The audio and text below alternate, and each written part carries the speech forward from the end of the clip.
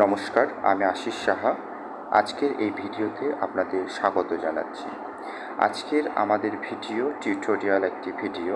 এখানে আমরা দেখব যে কীভাবে আমরা অ্যাপসের মাধ্যমে খুব সহজে স্ক্রিন রেকর্ডিং করতে পারি। এই ভিডিও দুটি অংশ থাকবে। প্রথম অংশে আমরা দেখে নেব অ্যাপসের ফিচার্সগুলো, কিভাবে অ্যাপসটাকে ইউজ করব। পরবর্তী অংশে আমরা দেখব যে পিপিটি এবং তার স্লাইডগুলো কিভাবে এই অ্যাপসের মাধ্যমে খুব সুন্দর এবং ইফেক্টিভ ওয়েতে রেকর্ড করা যায়। তো প্রথমে আমাদের একটা স্ক্রিন রেকর্ডিং অ্যাপসের দরকার পড়বে, যেটা এখানে আমার কাছে আছে, এক্স রেকর্ডার। আপনারাও এটা ইউজ করতে পারেন। এই অ্যাপসটাতে প্রথমে আমরা ওপেন করব। ওপেন করার পর আমরা কিছু অপশান পাচ্ছি। প্রথম এখানে আছে ভিডিও। এটার মাধ্যমে আপনারা ভিডিও বানাতে পারবেন, ঠিক আছে। ক্যামেরার সাহায্যে আপনারা ক্যামেরা করতে পারবেন, মানে যদি কোনো ফটো পিকচার নিতে চান সেটা হবে। এখানে গিয়ে আপনারা কিছু এডিট করতে পারবেন, যেমন দেখাচ্ছি। এখানে কয়েকটা অপশান আছে। প্রথম অপশানে ভিডিও এডিট করা যাবে। সেকেন্ড অপশানে আছে মার্জ ভিডিও ফটো, মানে ভিডিওর সাথে যদি কোনো ফটো অ্যাটাচ করতে চান সেগুলো করা যাবে, ঠিক আছে। ফাইল ট্রান্সফার করা যাবে, এডিট পিকচার করা যাবে, ভিডিও কম্প্রেস করা যাবে। অর্থাৎ যদি কোনো ভিডিও সাইজ বেশি হয়ে যায় আপনি সেটাকে কমাতে পারবেন, ঠিক আছে। এটা বোঝা গেছে। তো যদি আমরা ভিডিও রেকর্ড করতে চাই তাহলে কি করব? এরপর আমাদের কি করণীয় থাকবে?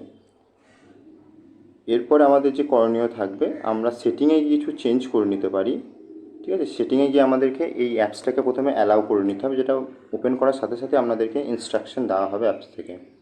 এবার আমরা দেখব যে পিপিটিকে কিভাবে আমরা ভিডিও বানাতে পারি।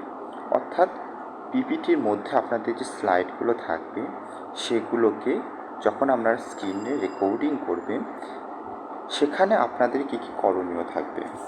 চলুন, এখানে রাইট সাইডের মিডিল অংশে আমরা দেখতে পাচ্ছি একটা আইকন আছে। এই আইকনে অনেকগুলো ফিচার্স আছে। প্রথম ফিচার্স যেটা আছে সেটা হচ্ছে যে আপনারা যদি ভিডিও পজ করতে চান পজ করতে পারবেন। সেকেন্ড, যে রেড বাটনটা আমরা দেখছি সেটার যদি আমরা টাচ করি ভিডিও কমপ্লিট হয়ে যাবে। আর তারপরে যে সাইনটা আছে সেখানে আমরা কোনো কিছু লেখালেখি করতে পারি, যেরকম আমরা আমাদের রাইট সাইডের কর্নারে একটা বক্স এসছে, সেখানে অনেক অপশান আছে। তো প্রথম অপশানটাতে আমরা দেখছি যে আন্ডারলাইন আমরা করতে পারি কোনো লাইনকে। আর এই লাইনটাকে যদি আমরা রিমুভ করতে চাই আমরা ব্যাকে আসতে পারি, অথবা আমাদের এখানে রিমুভ হল আছে, সেটা দিয়ে আমরা এটাকে রিমুভ করতে পারি। রিমুভ করার চেয়ে আপনারা ব্যাক করবেন, একবারে ব্যাক হয়ে যাবে, ঠিক আছে। তারপরে যে বক্স আছে, বক্সের মাধ্যমে কোনো কিছুকে আমরা স্পেশালভাবে ইন্ডিকেট করতে পারি। এভাবে আমাদের তীর চিহ্ন আছে, যদি কোনো কিছুকে আমরা ইন্ডিকেট এভাবেও করতে পারি, এটা আপনারা ইউজ করতে পারবেন। এইভাবে আপনারা আপনাদের পিপিটিটাকে প্রেজেন্ট করবেন, ডিসকাস করবেন, আলোচনা করবেন। আর আলোচনা বা ডিসকাস হয়ে যাওয়ার পর আপনাদের যখন স্লাইডগুলো কমপ্লিট হয়ে যাবে, ভিডিও কমপ্লিট হয়ে যাবে, তখন আপনারা ঠিক এই মিডিলে গিয়ে এই বাটনে ক্লিক করার পর আপনারা এই রেড সাইনে ক্লিক করার সাথে সাথে আপনাদের ভিডিও স্টপ হয়ে যাবে, ঠিক আছে। ভিডিও স্টপ হয়ে যাওয়ার পর আমাদের ঠিক এরকম একটা ইন্টারফেস আসবে, ঠিক আছে। তো এখানে তিনটে অপশান আমরা দেখতে পাচ্ছি, ডিলিট, এডিট আর শেয়ার। আমরা যদি এডিট করতে চাই আমরা এডিট অপশানে যাব এবং এডিট করব। আর যদি ডিলিট করতে চাই ডিলিট করতে পারি, শেয়ার করতে চাইলে শেয়ার করতে পারি। তো এডিট কিভাবে করা যায় যদি আমরা দেখি, ভিডিওটা এডিট করার জন্য আমরা এখানে চলে এসেছি। ডাইরেক্ট আমরা ওখান থেকে এডিট অপশানেও আসতে পারি, অথবা আমরা এই অ্যাপসের মাধ্যমে অ্যাপসের মধ্যে এসেও আমরা আমাদের ভিডিওটা সিলেক্ট করে সেখানে আমরা এডিট করতে পারি। আমরা এখন যে প্রসেসটাতে আছি সেটা ডাইরেক্ট আমরা ভিডিওতে এসেছি এডিট করার জন্য। প্রথম অপশানটা আমরা দেখব যে এখানে যদি কোনো ভিডিওর কোনো অংশ আমরা কেটে বাদ দিতে চাই, কাটতে চাই, এই অপশানটা আমরা ব্যবহার করব। অর্থাৎ আমাদের ভিডিওর মধ্যে যদি কোনো অপ্রাসঙ্গিক কিছু থাকে বা কোনো কিছু যদি প্রোনাউন্সিয়েশন বা কোনো কিছু ভুল আমরা করে থাকি, যেটা আমার মনে হচ্ছে সেটা আমরা কেটে সে অংশটুকু বাদ দিতে পারি, অসুবিধা নেই। নেক্সট, মিউজিক অপশান যেটা আছে, এই মিউজিক অপশানে গিয়ে আমরা মিউজিক অপশানে গিয়ে আমরা কোনো রকম অডিও বা কোনো মিউজিক বা নিজের কোনো ভয়েস রেকর্ডিং আছে সেটাকেও আমরা অ্যাড করতে পারি।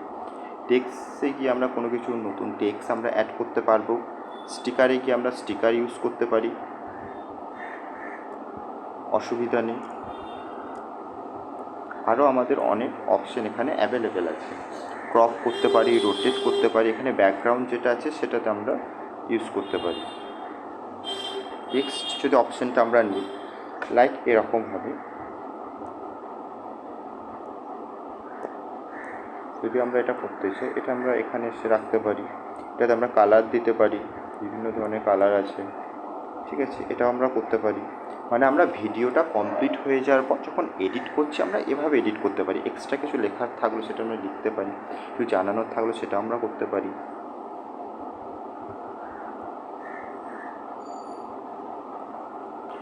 ক্রপ অপশানটা আমরা একটু দেখে নেবো। এখানে কিছু জানার আছে।